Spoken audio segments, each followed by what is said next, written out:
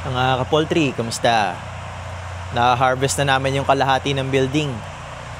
Siguro nasa 17,000 na lang yung laman ng bahay namin ngayon. Mukha naman maganda, tingnan nyo.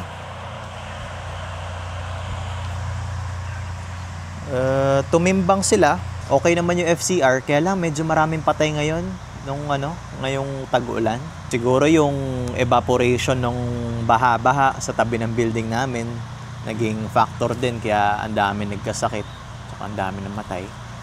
Pero mas maganda naman yung timbang nila ngayon kaysa nung unang grow namin. So ngayon, inaantay na lang namin para ma-clean up na to at masimulan na maglinis. Kaya ang inisip ko ngayon, yung pagtanggal na ng ipot na may ipa, yung paglilinis ng mismong building, yung mga repair at maintenance na kailangan gawin sa downtime, tsaka yung mga rants. Pero gusto ko munang ilakad at i-document dito kung ano yung mga ginawa kong steps at procedure sa harvesting. Kasi yung una naming harvest, wala talaga akong kaalam-alam. Tapos ngayon, medyo mas alam ko na kung ano yung kailangan kong gawin. Kaya gusto kong i-share sa inyo. Baka meron kayong may dagdag na ano pa ba ang mga dapat gawin na iba pa. At kung meron pa bang mga mali akong ginagawa. So, simulan na natin. Hindi ko na pala isasama yung mga papeles yung mga shipping permit, yung mga, ang tawag doon, yung mga pang-veterinaryo. Hindi kasi ako yung gumagawa nun inaaral ko pa, no? Yung procedure lang muna. Unang-una, nagpapadala sila dun sa GC ng mga plate number ng mga truck na darating, kung ilang crates, tsaka anong oras ba sila darating, ano yung schedule, kumbaga. So yung schedule pa lang yun, sinusunod pala. Merong iba daw na nagpa-first come first serve, pero ang utos kasi sa amin, gawin daw yung yung schedule. Pagka dumating, basta nandyan yung truck, kargahan daw base sa schedule. So, yun yung unang challenge. Bakit? Kasi pagka kunyari yung pangatlong truck dumating na panghuli, paano ka na? Paano yung diskarte? Masisira. So, kailangan marunong daw tayong maging flexible sa pagdiskarte, no? So, unang-una, pagdating ng truck, papasok sila dyan sa gate. Tapos, patatambayin ko lang muna sila dito. Meron akong pangalawang gate. Dyan lang muna sila. Tapos, meron akong mga nakastasyon dito sa guardhouse. Kukunin nila yung lisensya ng driver. I-inspection yung truck, yung exterior ng truck. Siyempre, dyan manggagaling yung ibabayad sa atin bilang grower. Kailangan nating isigurado na maayos yung delivery truck. Kumbaga, nabubuksan ba yan galing sa labas? Baka naman maitakas yung mga manok. Or merong secret na lagusan dun sa taas o baka sa ibaba nabubuksan. Meron daw iba-ibang cases na ganyan. Kaya ang payo sa akin, i-inspect daw muna yung truck bago papasukin. At pagka hindi pumasa sa standards, huwag kakargahan. Ire-record kung anong oras dumating yung truck, yung plate number, tsaka kukunin yung lisensya ng driver. Pagtapos inspectionin yung truck, pwede na siyang pumasok. Etong pagka harvest day, merong laman niya na tubig tsaka disinfectant para hindi na kami nag-i-spray. Ganon din dito, itong tapakan na to, pang tao naman, merong gamot yan. Merong gamot. Ayun yung bumubula. Yan yung parang foot bath, dinadaanan ng mga harvester. Pagdating ng truck, standby muna. Meron akong mga parking space dito. 1, 2, 3. Meron doon. 4, 5. Doon muna. I-configure muna namin kung sino ba ang dapat unang pumasok. Dahil itong itong farm namin, hindi pwedeng dire-diretso ang pasok ng truck. Paatras sila.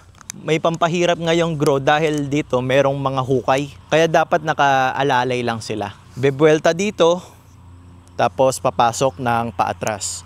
Sino ang unang papapasukin namin? Kung 5 ang harvest door namin, ibig sabihin 5 ang pwedeng pumasok na truck. So, yung unang papasok dyan ay yung pang-5 na truck, yung huling kakargahan. Doon ko ipapapasok, doon sa dulong-dulong pinto, sa pen 5. Sumunod na papasok, yung pang-4 na truck. Doon naman siya sa pen 4. Tapos pen 3, pen 2, pen 1. Unang kakargahan itong pen 1 para diretso na siya palabas.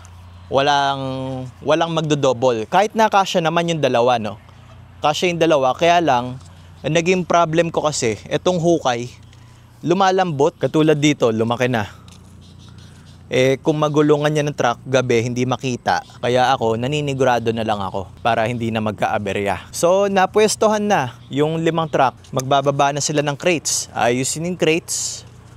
As much as possible, nakadikit dito sa sa may pinto para hindi malayo yung yung bigayan ng manok. Kasi yung nangyari dun sa akin sa likod. Dahil yung lupa ko medyo nakapaganyan, matarek. Linayo ng truck. Kaya ang haba pa. May 5 tao pa muna mula dun sa pinto hanggang sa papasok ng truck. Kaya yung nag-harvest na dapat kukuha ng manok sa loob, naging taga-abot pa dito. So, kasama pala yon sa tinitingnan. Ngayon, kailangan bilangin kung ilang crates yan.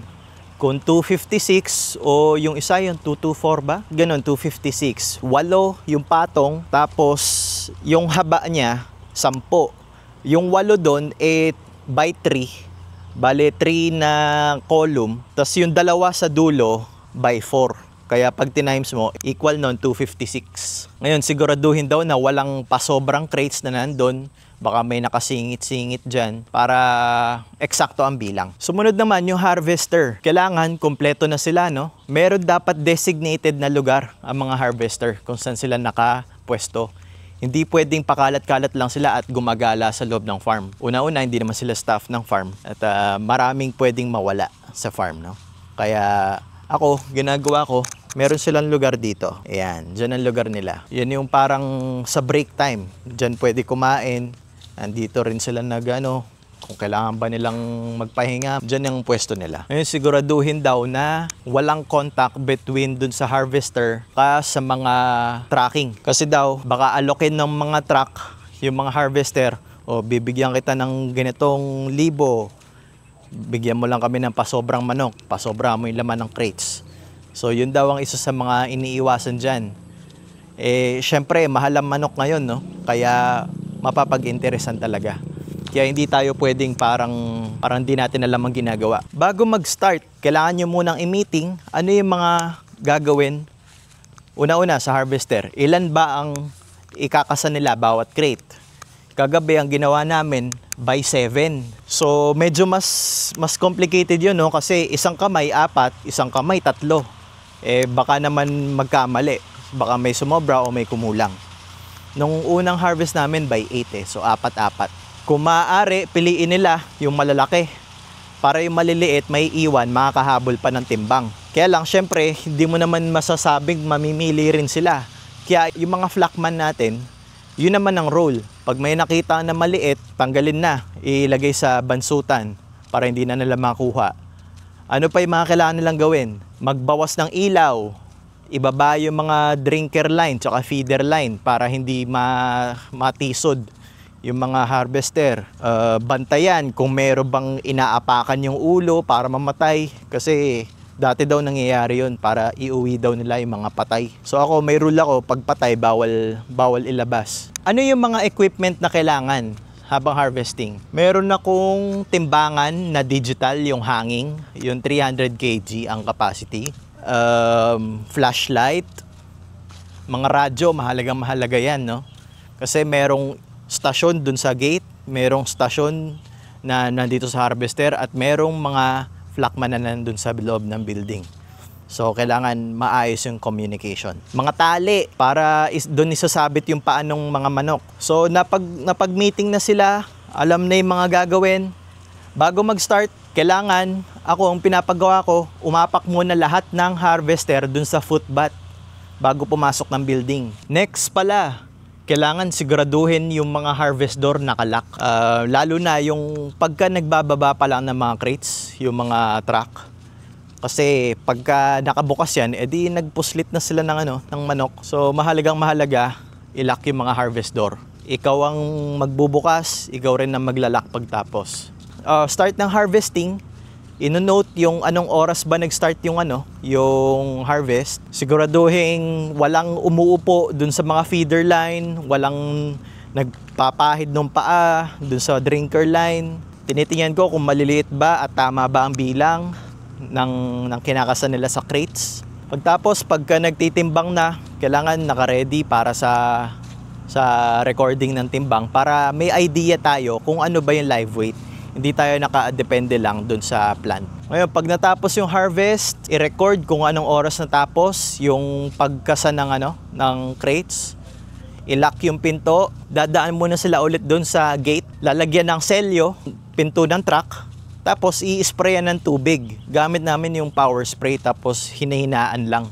Para mabasa yung mga manok, kailangan picturean yung selyo, ibigay yung mga papeles, tsaka yung lisensya, pabalik. Tapos, i-record kung anong oras umalis yung truck.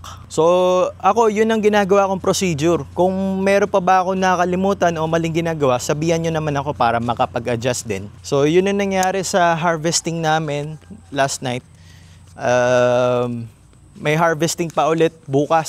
So, hopefully maging smooth na naman at hindi na katulad ng first grow na ang dami naging aberya, nabalaho pa at naghahatak pa ako ng truck. So medyo mas smooth naman ngayon. So yun lang ang video natin ngayon. Thank you so much.